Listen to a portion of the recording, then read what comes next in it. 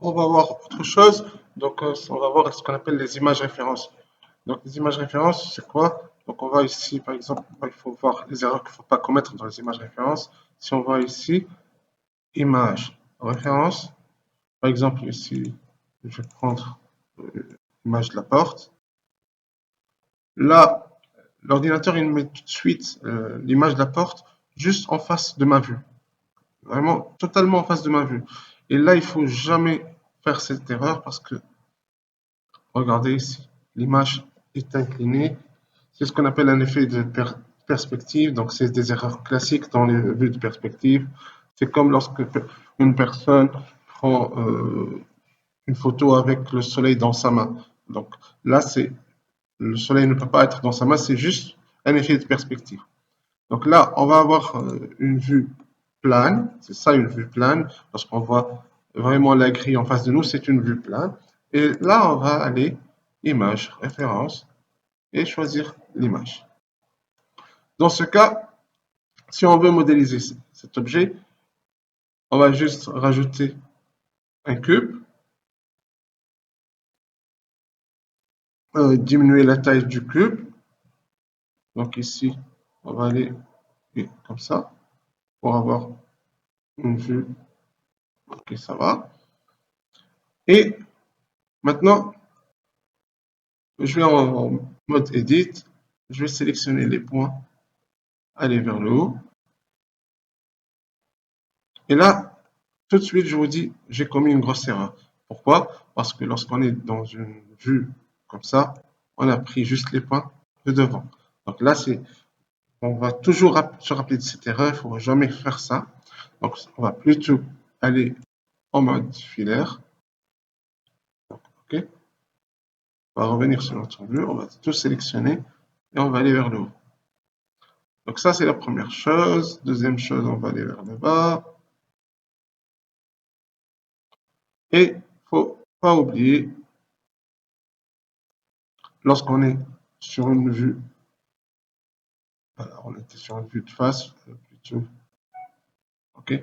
L'ordinateur, il a mis l'image un petit au milieu, donc on va la déplacer, pour sortir plutôt de l'edit mode de l'objet. On ne peut pas sélectionner notre objet. On va la déplacer vers l'arrière et on va aller vers le haut et sélectionner le cube,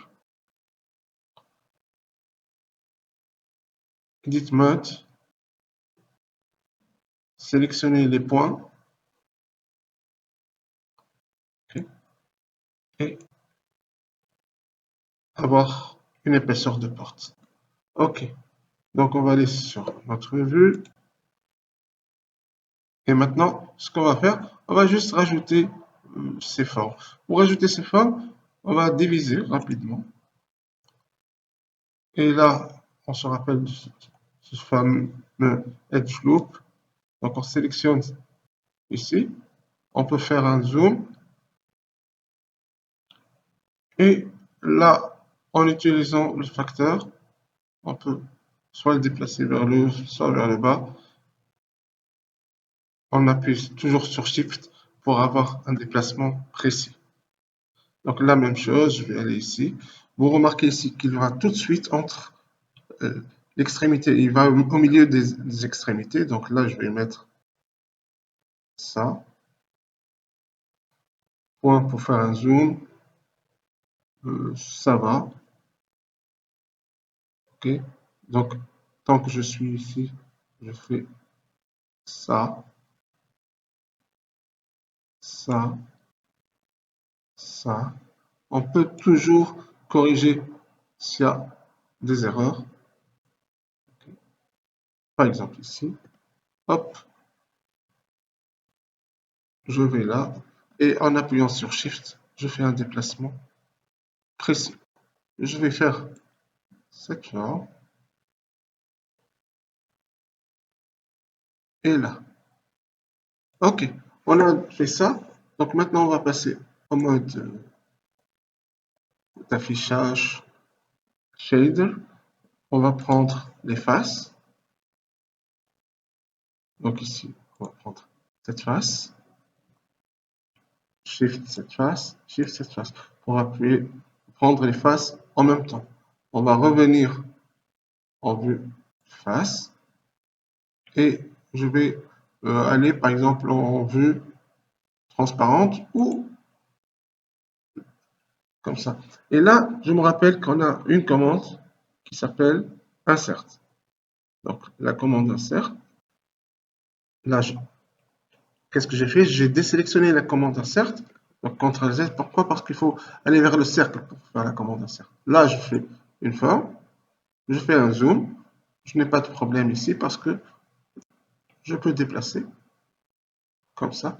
Là, je vais aller ici, juste ici, et je fais un zoom vers une petite rotation ici pour voir que je peux aller à l'intérieur. Regardez ici. Là, je peux aller à l'intérieur, ça va. La forme me paraît valable. Je peux revenir à la vue, revenir ici. Et là, je vais refaire la même chose, ça veut dire insert. Je fais la même chose ici. La même chose, j'ai 0. Je vais faire ça. Donc là, je vais aller jusqu'ici. Ça va. Et ici, regardez, je vais sortir un peu, juste un peu, pas plus.